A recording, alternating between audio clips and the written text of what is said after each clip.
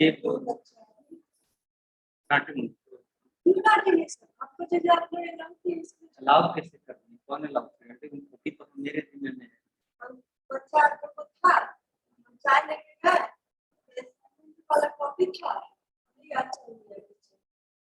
अच्छा, असाइनमेंट वाला लेके कोई मांग रहे हैं, मेन कॉपी नहीं मिल गया है एग्जाम वाला?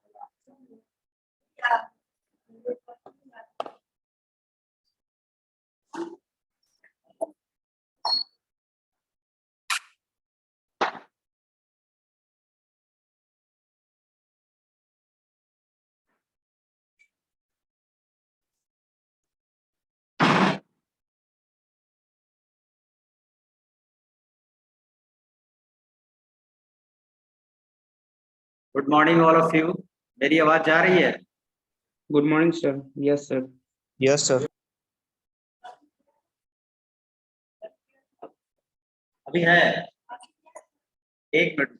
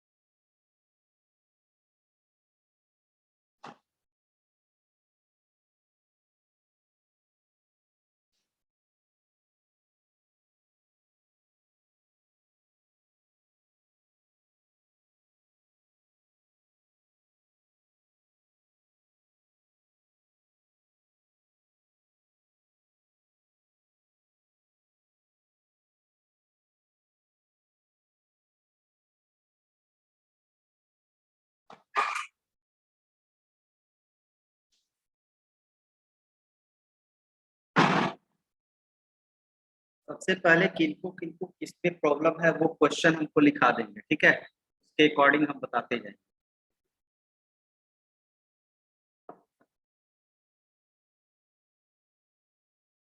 किनको किस पे प्रॉब्लम है?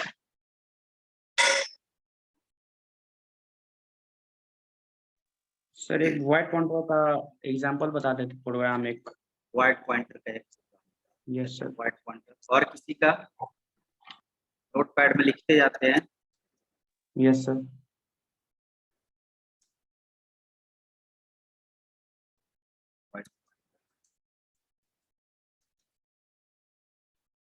चलिए, और कोई है किसी का क्वेश्चन है जिसमें पूछना है कि ये चीज नहीं समझ में आ रहा है या ये चीज में दिक्कत है?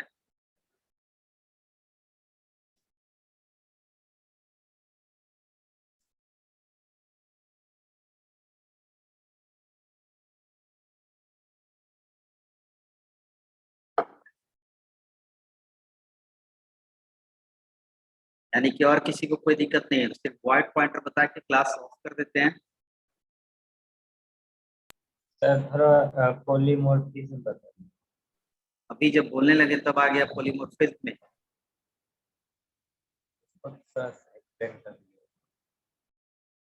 पॉलीमॉर्फिज्म यानी कुछ पढ़ के नहीं आता है, सोचता है कि क्या सर पढ़ाते हैं आज क्लास में, कैसा क्या करते हैं सर। पढ़ के आओ ना, किस तैयारी कर रहे हो ना एग्जाम के, तो उसमें किसमें दिक्कत हो रहा है, किसमें प्रॉब्लम हो रहा है। इनलाइन फंक्शन में सर पॉलीमॉर्फिज्म। और नेक्स्ट हो सर गया, स्टैटिक वेरिएबल और स्टैटिक एक फंक्शन मिनट, कहते हैं। एक एक करके। इनलाइन फंक्शन, ठीक है, static variable and static function. Static function और कोई का है? चलिए, तो इतना पहले डिस्कस करते हैं, जितना आज डिस्कस होता है कर लेते हैं। बाकी जो आप पढ़िएगा कल भी ज्वाइन कीजिएगा, और जो डिस्कस करना होगा, जो होगा पॉइंट ना वो लिख के लाइएगा, उस पर हम लोग डिस्कस करेंगे। सबसे पहले शुरू करते हैं पॉइंट पॉइंटर। प्रीवियस क्लास में जैसा कि आपको बताए थे कि कोई भी पॉइंटर वेरिएबल एक अपने टाइप के नॉर्मल वेरिएबल के एड्रेस को क्या करता है, होल्ड करता है। होल्ड करता है। ठीक है, लेकिन आप वॉइड पॉइंटर क्या होता है? वो किसी भी टाइप के वेरिएबल के, नॉर्मल वेरिएबल के एड्रेस को पुट करता है। जैसे मैं आपको एक एग्जांपल दे रहा हूं यहाँ।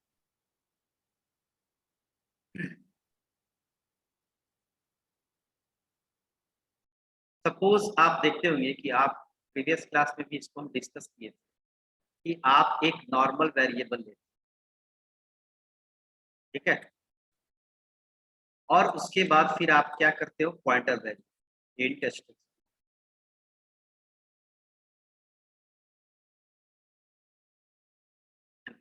p equal to address of a, है ना। उसी तरह अगर आपको कोई फ्लोट टाइप के वेरिएबल को आप पॉइंटर वेरिएबल बनाते हैं, तो ये फ्लोट टाइप के नॉर्मल वेरिएबल को एड्रेस कोई क्या करेगा?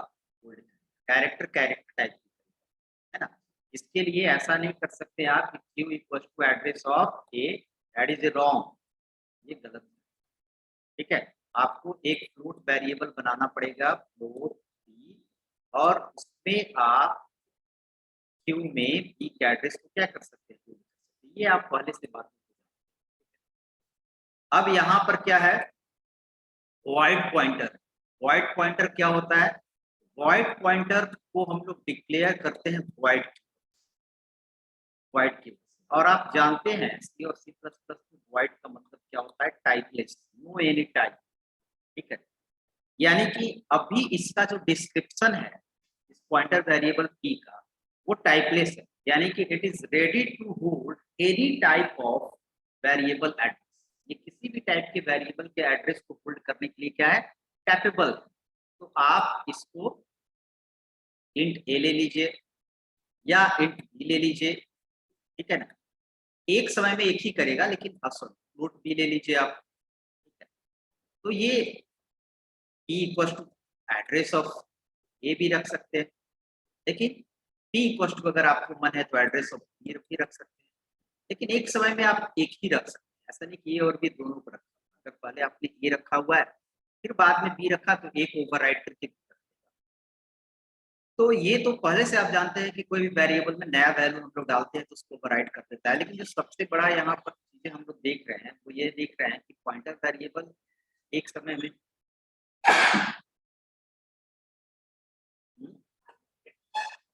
एक मिनट एक लास्ट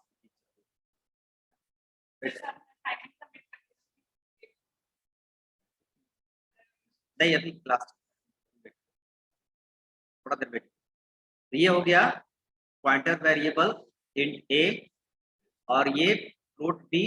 आप देख रहे हैं कि ए का भी रखा है। ये है आपका वॉइड, ठीक है। अब इसका हम एक एग्जांपल दे दे रहे हैं आपको, डिफाइन कर लीजिएगा वॉइड पॉइंटर क्या है, समझ गए। क्या एग्जांपल एक हम दे देते हैं।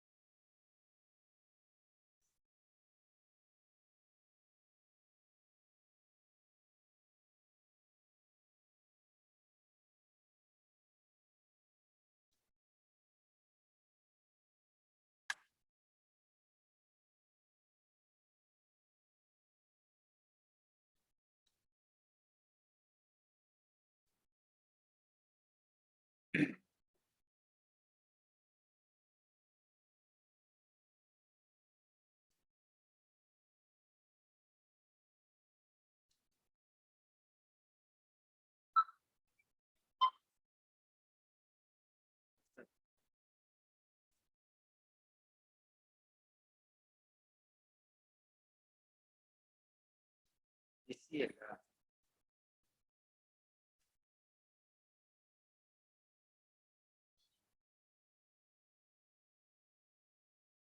क्लास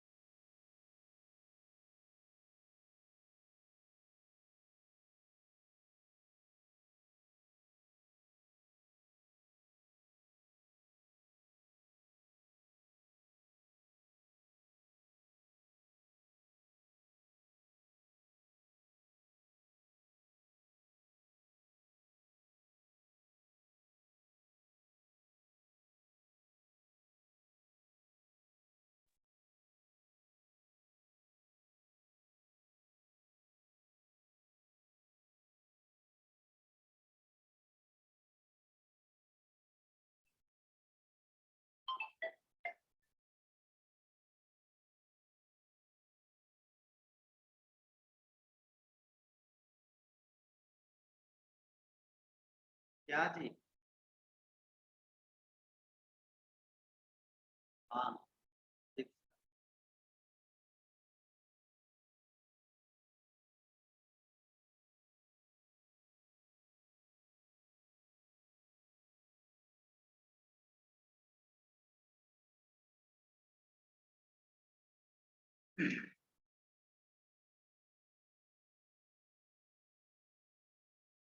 एक नॉर्मल वेरिएबल हम लोग ले लेते हैं a इक्वल्स टू 10, एक पॉइंटर वेरिएबल ले लेते हैं point 6 and b equals to address of, तो हम लोग प्रिंट कराएंगे सी ऑफ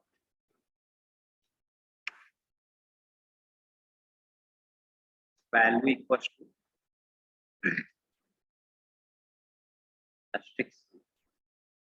एक चीज ध्यान देना है कि जैसे ही आप स्ट्रिक्स भी कराएंगे तो स्ट्रिक्स भी किसको इन्वोक करेगा? 10 को, ठीक है, यानी कि इसका आउटपुट क्या होनी चाहिए? 10।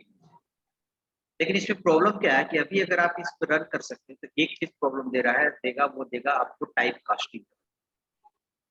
यहाँ पर आप पूछेंगे एक एरर दे रहा है, ठीक है, object pointer to pointer void is not a pointer to object type, यानी कि void एक ऐसा टाइपलेस है और टाइपलेस वाला चीजों को इंटीजर में स्टोर नहीं करता। लेकिन क्या होता है कि void पॉइंटर में, जैसा कि आपको पता है, void पॉइंटर में अलग अलग टाइप के वैल्यू को होल्ड करा सकते हैं, तो उसके अकॉर्डिंग इसमें आपको क्या करना पड़ेगा? Type casting. यानी कि अभी हम लोग बी में इंटीजर टाइप, यानी void में इंटीजर टाइप के एड्रेस होल्ड करा रहे हैं, तो यहाँ आपको इंटीजर में क्या करना पड़ेगा? Type casting.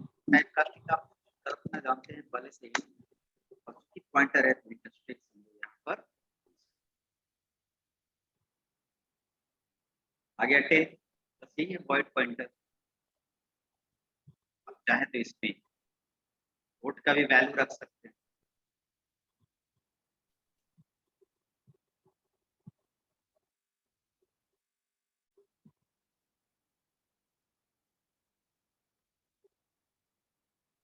सिर्फ ध्यान देना है ये लाइन टाइप कास्टिंग, ये वाला इसको टाइप कास्टिंग करना। समझ गए सारे लोग? कोई प्रॉब्लम है इसमें? No sir. No sir. No sir, no sir. चलिए नेक्स्ट, तो इसको आप स्क्रीनशॉट ले लीजिए। Done sir. हम क्या करें? कौन सा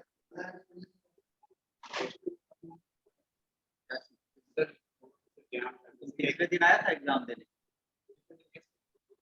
कल आया था, तुमको तो पता होगा किसी का तो आज ही एग्जाम जाइए, एप्लीकेशन लिख के आइए, तो फिर एप्लीकेशन तो देना पड़ेगा, ऐसा थोड़ी अलाउ करेंगे।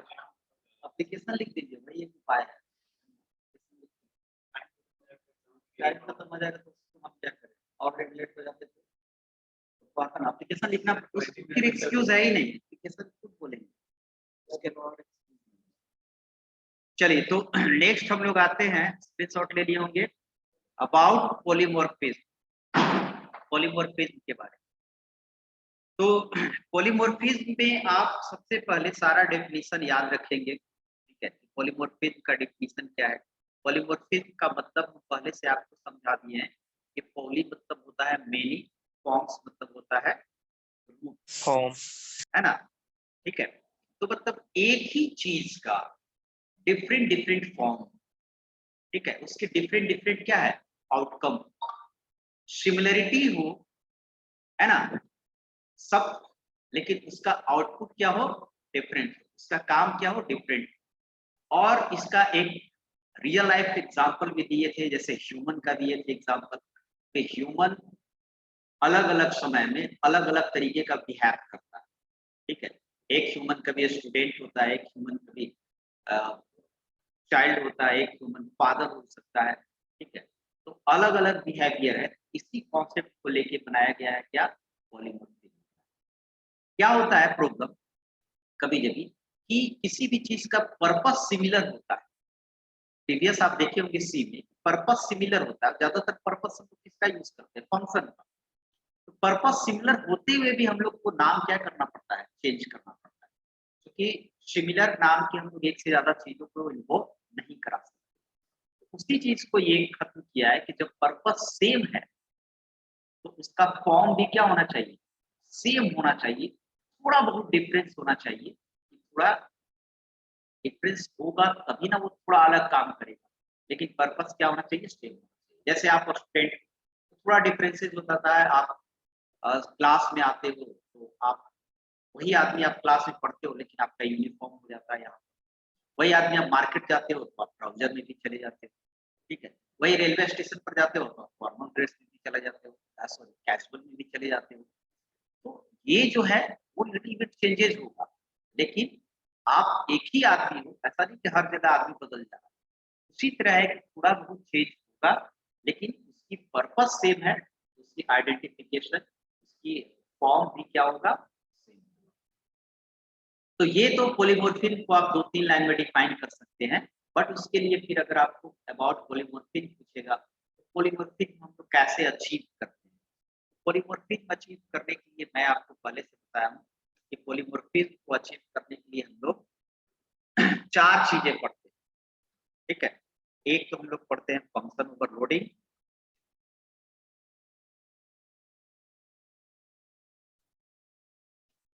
दूसरा हम लोग पढ़ते हैं ऑपरेटर ओवरलोडिंग,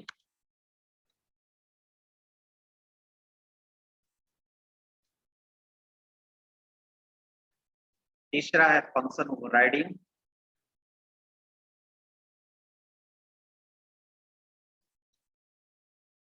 एंड चौथा है आपका वर्चुअल फंक्शन या प्योर, ठीक है। ये 4 चीज हम लोग पॉलीमॉर्फिज्म के लिए।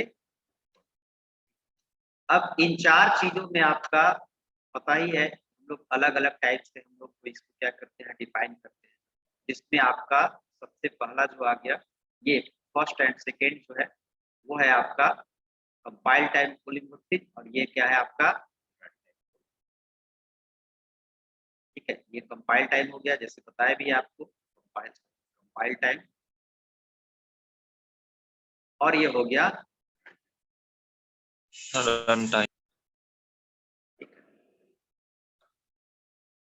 तो कंपाइल टाइम और रन टाइम में आपको पता ही है कि जैसे आपको प्रोग्राम क्या करता है कि पहले फर्स्ट ऑफ ऑल वो कंपाइल करता है, उसके बाद कंपाइल होने के बाद प्रोग्राम क्या करता है रन। तो जब आप प्रोग्राम को कंपाइल कराते हो यानी कि आपका सोर्स किसमें चेंज होता है ऑब्जेक्ट कोड में, ठीक है। आपका सोर्स कोड किसमें चेंज होता है ऑब्जेक्ट कोड, वो कंपाइल करता है। और कंपाइल करता है तो ये भी आप जानते हैं कंपाइलर हमारे सही सही कोड को क्या करता है कंपाइल करता है, गलत कोड को तो कंपाइल नहीं करता है, वो सीधे यानी कि एरर बता देता है, जब तक आप एरर उसको सुधार के नहीं दोगे तब तक वो कंपाइल ही नहीं करेगा, उसको कन्वर्ट ही नहीं करेगा ऑब्जेक्ट कोड में। तो यहाँ पर कंपाइल टाइम पॉलीमॉर्फिज्म के लिए यानी कि कंपाइलर ही उसी समय तय कर लेगा किसके साथ, कौन से के साथ, किस चीजों के साथ हमको इसको बाइंड करना है, ठीक है। और इसके लिए हम लोग पढ़ते हैं फंक्शन ओवरलोडिंग। क्या पढ़ते हैं? फंक्शन ओवरलोडिंग में क्या होता है ये सब जानते हैं आप लोग। फंक्शन ओवरलोडिंग में सेम नाम का एक से ज्यादा फंक्शन एक क्लास के अंदर या एक प्रोग्राम के अंदर आप बना सकते हो, बट उसका कैरेक्टरिस्टिक्स क्या होता है? डिफरेंट होता है। और कैरेक्टरिस्टिक के डिफरेंट होने की ये 3 पैमाने हैं। Data type, number of data type difference, that means किसी में 2 रहेगा तो किसी में 3 रहेगा, है ना। Data type of parameter is difference, है ना। अगर 2 डेटा टाइप है किसी फंक्शन में सेम नाम का और अगले में भी 2 है तो उनका डेटा टाइप डिफरेंस होना चाहिए, इंटीजर इंटीजर या फ्लोट। तीसरा होता है सीक्वेंस ऑफ पैरामीटर डिफरेंस, है ना। जैसे 2 इंटीजर, एक फ्लोट है, एक में पहला 2 इंटीजर है, तीसरा फ्लोट है, इसमें पहला फ्लोट कर देंगे और दूसरा तीसरा इंटीजर कर देंगे, ऐसा सीक्वेंस। तो इस 3 कैटेगरी 3 कैरेक्टरिस्टिक के बेसिस पर हम लोग फंक्शन ओवरलोडिंग। तो इसके थ्रू हम लोग क्या अचीव करते हैं? Polymorphic compile type. अब क्या होता है कि जैसे आपने सम नाम का फंक्शन बनाया, इसके अंदर आपने 2 आर्गुमेंट पास किया, 2 पैरामीटर पास किया, ए एंड। अब एक और सम नाम का फंक्शन पास बनाया और इसके अंदर हम लोग कर दिए 2 ए और फ्लोट। मेन में हम लोग इसको कॉल करें, तो मेन में कॉल करेंगे तो मेन में यहाँ पर हम लोग सम देंगे और यहाँ पर आपको देंगे 10,7 और एक सम देंगे, यहाँ पर देंगे 10.7,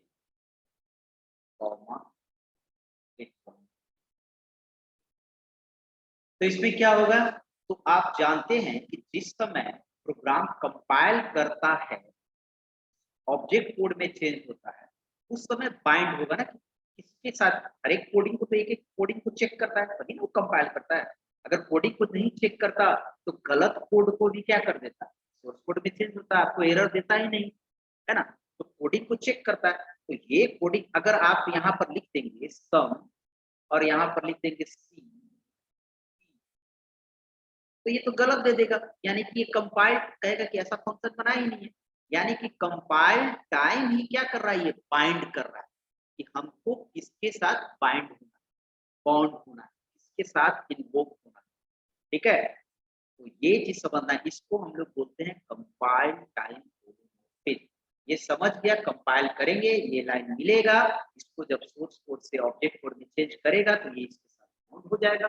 जब कोई इसको इन्वोक करना है ये इसके साथ बाउंड हो जाएगा। कंपाइल टाइम में कंपाइल करते समय ही इसके साथ क्या होता है, ये हो गया आपको क्या, फंक्शन ओवरलोड। समझ गए? Yes, sir. नेक्स्ट होता है ऑपरेटर ओवरलोडिंग। ऑपरेटर ओवरलोडिंग में हम लोग क्या करते हैं, ऑपरेटर का आप जानते हैं कि पहले से हर एक ऑपरेटर का, है ना, परफॉर्मेंस, हर एक ऑपरेटर का ऑपरेशन फिक्स है, ठीक है।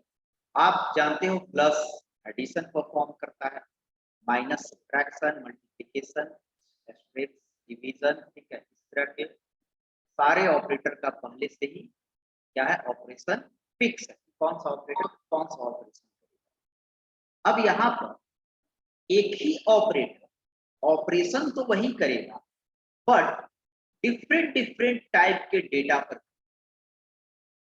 जैसे आप पहले से जानते हो कि प्लस एडिशन करता है और ये भी जानते हो कि प्लस न्यूमेरिक टाइप के वैल्यू पर एडिशन परफॉर्म करता है, ठीक है। जैसे ये कभी भी C++ में, और है ना, स्ट्रिंग टाइप के या कैरेक्टर टाइप पर कोई प्लस ऑपरेशन परफॉर्म नहीं करता, खास करके स्ट्रिंग टाइप कोई ऑपरेशन परफॉर्म नहीं।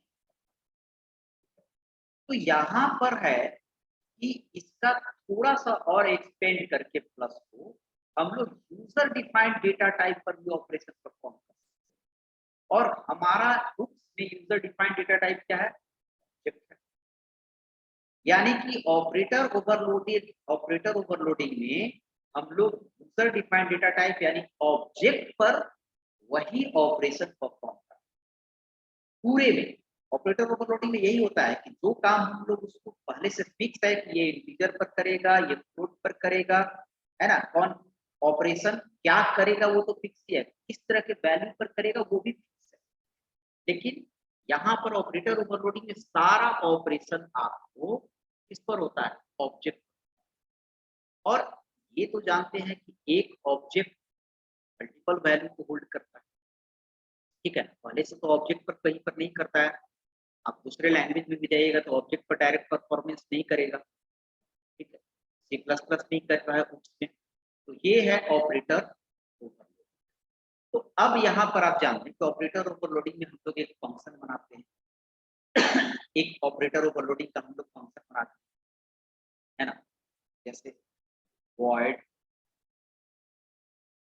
ऑपरेटर प्लस प्लस के अंदर फंक्शन। अब ऑपरेटर ओवरलोडिंग वाला फंक्शन तभी कॉल होता है जब हम लोग कोई भी ऑपरेशन परफॉर्म करते हैं किस पे, ऑब्जेक्ट, ठीक है।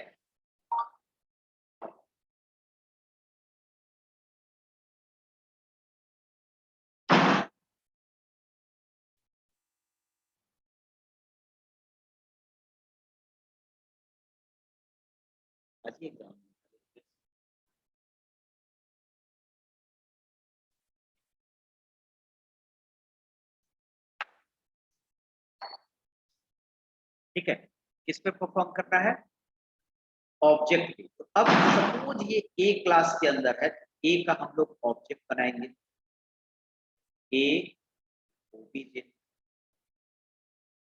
और ओबीजे प्लस प्लस करेंगे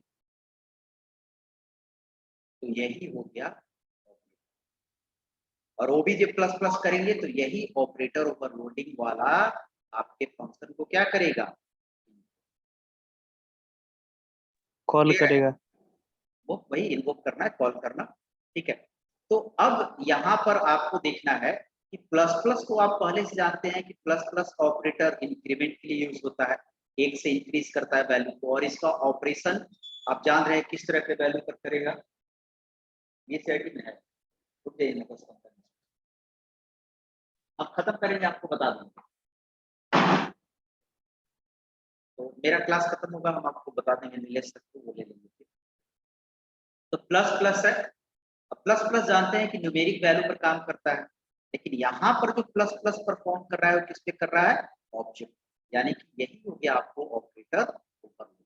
हर एक काम ऑपरेटर जो है वो पहले बेसिक के अलावा ऑब्जेक्ट पर परफॉर्म करेगा। तो अब ये तो आप जान रहे हैं ओवरलोडिंग है, ठीक है, आप ये जान रहे हैं कि इसमें ओवरलोडिंग है। यहाँ पर भी जाएंगे, फॉर्म सेम है, ये भी प्लस प्लस है, a इक्वल टू 10, ठीक है, ये भी प्लस प्लस है और ये भी प्लस प्लस है, लेकिन पहले ये अलग, देखिए सिमिलर फॉर्म है दोनों का, प्लस प्लस प्लस प्लस से ही लिया है, लेकिन दोनों का काम क्या है, डिफरेंस है। ये न्यूमेरिक पर काम कर रहा है वैल्यू पर, ये किस पर काम कर रहा है, ऑब्जेक्ट पर। ये भी पॉलीमॉर्फिज्म के अंतर्गत ही आता है। अब कंपाइल टाइम क्यों करेगा, आप जान रहे हैं कि जब भी ये लाइन मिलेगा कंपाइलर को पूछेगा, है ना, सोर्स कोड से ऑब्जेक्ट कोड में चेंज करने लगेगा तो ये इसके साथ बाइंड हो जाएगा तुरंत से कि हमको किसको कॉल करना है, किसको कॉल करना है। आप कुछ भी अगर लिख लेंगे, ओबीजे माइनस माइनस लिख लेंगे तो उसी समय एरर देगा, ये तो बाइंड होना चाहेगा कि हमको किसके साथ बाइंड होना है, बाइंड ही नहीं होगा तो एरर हो जाएगा। तो यानी कि ये किसके अंतर्गत आता है, आपको कंपाइल टाइम, ये दोनों आपको आते हैं कंपाइल टाइम। तो ऑपरेटर जब आपको क्वेश्चन पूछा जाएगा पॉलीमॉर्फिज्म, व्हाट इज पॉलीमॉर्फिज्म, तब आप इन चारों का जब बारे में लिखेंगे तो ब्रीफ में लिखेंगे, तो चारों अपने आप में भी एक टॉपिक, ऑपरेटर ओवरलोडिंग भी अपने आप में एक बड़ा टॉपिक। अगर ऑपरेटर ओवरलोडिंग खाली पूछेगा तो ऑपरेटर ओवरलोडिंग के बारे में बताइएगा, पॉलीमॉर्फिज्म के बारे में पूछ देगा तो सबके बारे में थोड़ा थोड़ा ब्रीफली आपको। फंक्शन ओवरलोडिंग इंडिविजुअल भी पूछ सकता है, यानी कि इसमें जितना भी पॉइंट आप देख रहे हैं अपने आप में भी चारों अलग अलग इंडिविजुअल भी एक बड़ा पॉइंट है, ठीक है। तो ये दोनों आ जाएगा। अब थोड़ा सा ऑपरेटर ओवरलोडिंग में आएंगे, तो ऑपरेटर ओवरलोडिंग में आप जानते हैं कि ऑपरेटर ओवरलोडिंग का एक ऊपर सिंटेक्स होता है, ठीक है। सिंटेक्स को आपको फॉलो करना है। और ये बताए थे कि कोई ऑपरेटर आपका पहले से जानते हैं कि कोई ऑपरेटर बाइनरी होता है और कोई ऑपरेटर यूनरी होता है, ठीक है। ये बाइनरी ऑपरेटर है, प्लस एडिशन परफॉर्म कर रहा है, बाइनरी है, यूनरी भी होता है जब साइन के लिए यूज होता है, बट अभी ये बाइनरी है और ये क्या है, यूनरी है। तो ऑपरेटर ओवरलोडिंग का जो फंक्शन हम लोग बनाते हैं उसमें हम लोग ये तय करते हैं ये बाइनरी ऑपरेशन वाला है या यूनरी ऑपरेशन। अगर यूनरी वाला है तो यहाँ एक भी पैरामीटर नहीं पास करते, ठीक है। और अगर बाइनरी वाला है तो यहाँ एक पैरामीटर, ये सिंटेक्स में है। और ये समझ गए, अगर यूनरी होगा तो एक भी पैरामीटर नहीं, अगर बाइनरी होगा तो एटलीस्ट, यानी जितना पर काम करता है उससे एक। ये हो गया आपको ऑपरेटर। बाकी कॉपी में देख लीजिएगा, एग्जाम प्रोग्राम जो बनाए थे उस प्रोग्राम को एक बार समझ के उसको रन करा के देख लीजिएगा, समझ लीजिएगा, ठीक है।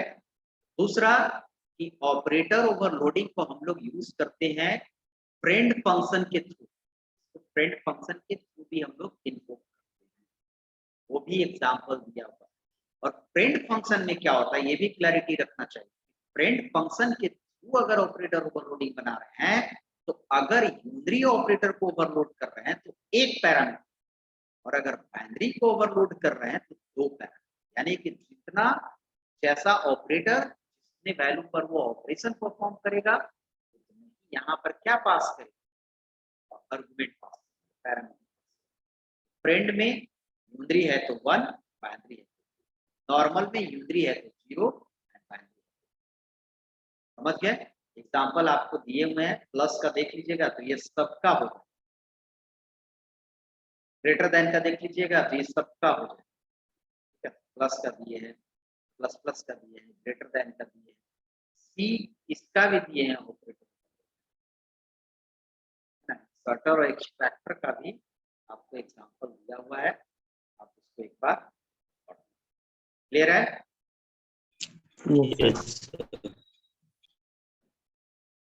अब बता देते हैं इन दोनों को फंक्शन ओवरराइडिंग और virtual function.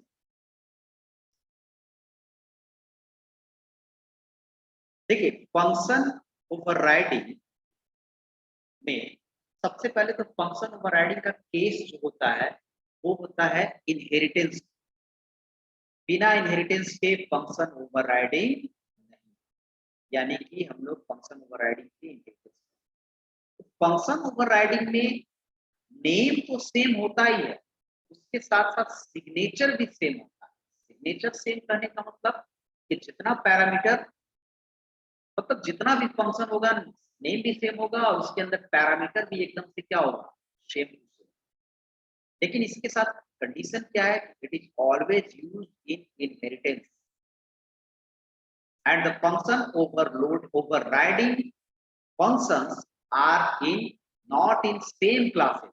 One is in base class and another is in, ये ध्यान देना, एक ही क्लास में फंक्शन ओवरराइडिंग नहीं हो सकता, ओवरलोडिंग हो सकता है, ओवरराइडिंग नहीं। अब जैसे हम लोग यहाँ पर एक क्लास बनाए ए और इसके अंदर हमने एक फंक्शन बनाया प्रिंट, और यहां पर एक क्लास बना दी हमको बी, और यहां पर हमने बनाया भी क्या, और ये इनहेरिटेंस होगा ए से, इनहेरिटेंस के से, और यहां पर ये बना दिया।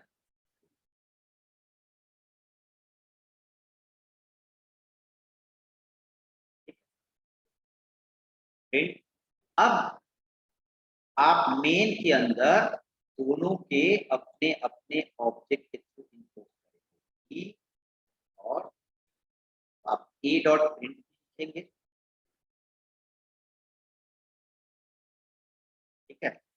और इसको आप कॉल कर सकते हैं डॉट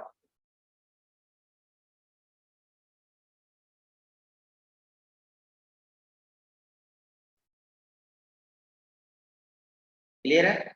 तो यहाँ पर क्या होगा कि पहले से आप जानते हैं कि इनहेरिटेंस के केस में डिराइव्ड क्लास का ऑब्जेक्ट है वो अपने क्लास के मेंबर यानी फंक्शन के साथ साथ बेस क्लास के मेंबर फंक्शन को भी कॉल कर सकता है। लेकिन अब इसमें इन्वोक किसको करेगा?